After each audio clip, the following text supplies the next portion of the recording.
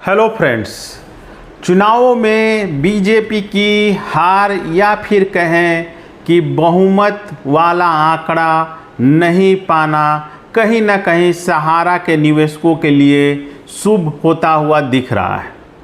मैं ऐसा क्यों कह रहा हूँ, इसके पीछे कुछ ज़रूरी जो आजकल घटनाएं हो रही हैं, कुछ ऐसे सबूत मिल रहे हैं जिससे यह साबित हो रहा है कि कहीं ना कहीं बीजेपी हो या फिर दूसरे अन्य राजनीतिक दल, उन सबको अब लगने लगा है कि सहारा के निवेशकों के हाथ में सरकार बनाना गिराना आ चुका है, शक्ति आ चुकी है। सहारा निवेशकों का एक बहुत बड़ा वोट बैंक है जो यह निश्चित कर सकता है, सुनिश्चित कर सकता है कि किसकी सरकार बनेगी और किसकी सरकार गिरेगी।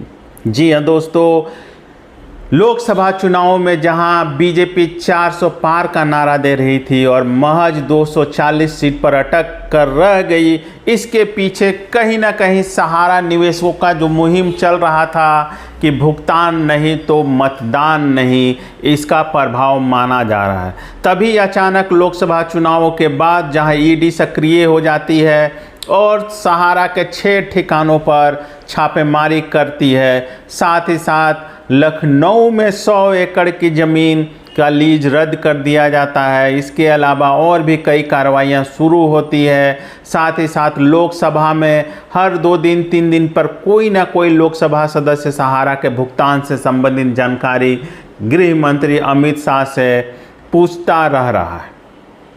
अब इसकी अगली कड़ी बिहार से आई है। जी हाँ दोस्तों, बिहार सरकार, बिहार के नीतीश कुमार की सरकार को भी अब लगने लगा है कि कहीं ना कहीं बिहार में सहारा निवेशकों की संख्या काफ़ी ज़्यादा है और यदि इस बिहार के सहारा निवेशक सोच लें तो नीतीश कुमार की सरकार गिर सकती है या फिर आगामी चुनावों में नीतीश कुमार की सरकार नहीं बनेगी। इसका आभास अब नीतीश कुमार को हो चुका है और इसी आभास के चलते या फिर कहें कि सहारा पीड़ितों का जो दबाव है उसके चलते अब बिहार के नीतीश कुमार सरकार ने काफ़ी कठोर, काफ़ी कड़ा निर्णय लिया है।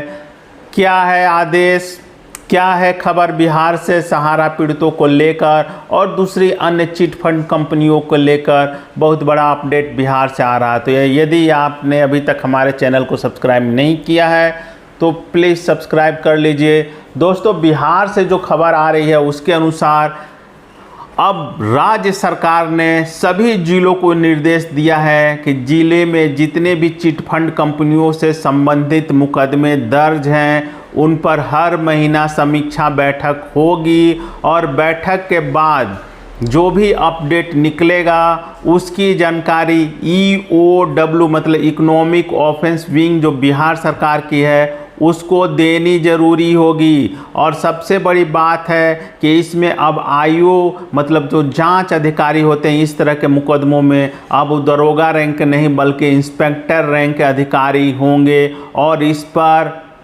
सख्ती से इस नियम को मानने का आदेश जारी किया गया है। तो दोस्तों, क्या है पूरी खबर? पूरी खबर के अनुसार बिहार में चिटफंड कंपनियों द्वारा आम नागरिकों को झांसा देकर ठगी को लेकर नीतीश कुमार की सरकार काफ़ी गंभीर है।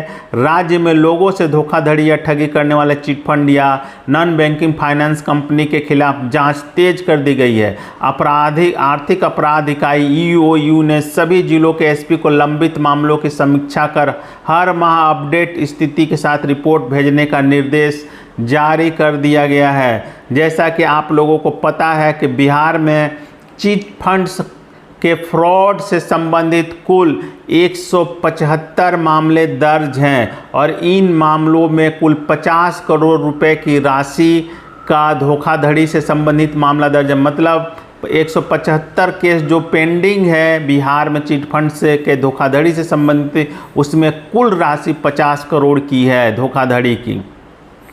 आगे जो रिपोर्ट में दिया गया है उसके अनुसार इसमें हर महीने जिलों को EOU को बताना है कि कुल कितने चिट फंड से के धोखाधड़ी के मामले दर्ज हुए हैं, इसमें कितने अभियुक्त हैं, कितने लोगों की गिरफ्तारी हुई है, कितने लोग फरार हो चुके हैं। साथ ही साथ यह भी बतानी है कि कितने लोगों की कितनी राशि डूबी हुई है और कितनी रिकवरी हो चुकी है।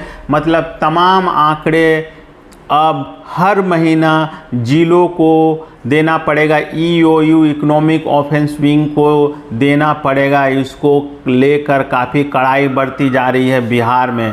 इसके अलावा जो खबर है इसके अनुसार इन तमाम जानकारियों को एकत्र करके समेकित रिपोर्ट करके भेजनी होगी। ऐसा नहीं करने वाले जिलों से इसका कारण पूछा जाएगा।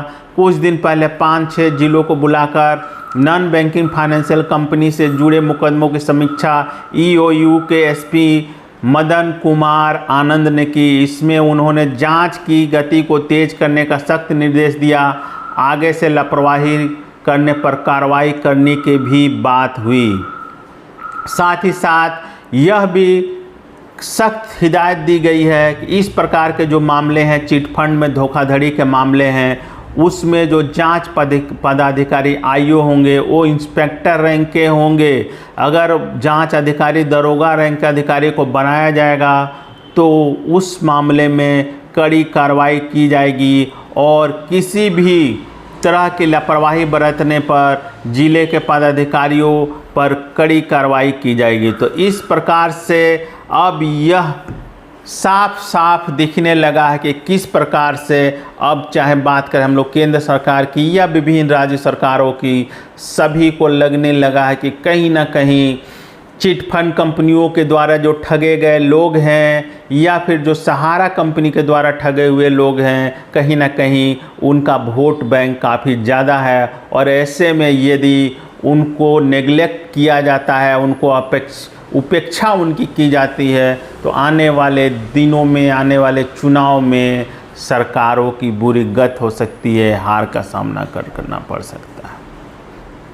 नीतीश कुमार सरकार के द्वारा लिया गया यह निर्णय काफ़ी सराहनीय है। उम्मीद की जानी चाहिए कि यदि हर महीना कुछ न कुछ समीक्षा की जाएगी तो कहीं ना कहीं दोषियों के ऊपर सख्त कार्रवाई होगी और ठगी पीड़ितों का उनका इंसाफ मिल पाएगा। उम्मीद की जानी चाहिए कि आने वाले दिनों में दूसरे राज्य भी इस प्रकार की सख्ती करेंगे फ्रॉड चिटफंड कंपनियों पर और डूबे हुए निवेशकों के पैसे, निवेशकों के जो पैसे डूब चुके हैं, उन पैसों की रिकवरी के लिए राज्य सरकारें अपने स्तर से प्रयास करेंगी।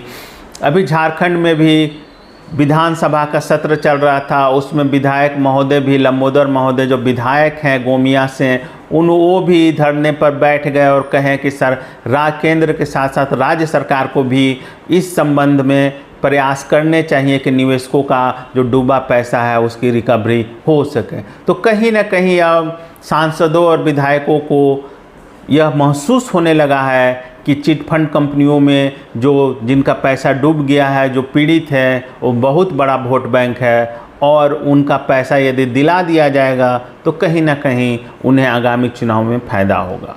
उम्मीद की जानी चाहिए कि आगामी दिनों में कहीं ना कहीं विशेषकर बिहार में जो ठगी पीड़ित हैं, जिनके साथ धोखाधड़ी हुआ है, उनको न्याय मिल पाएगा।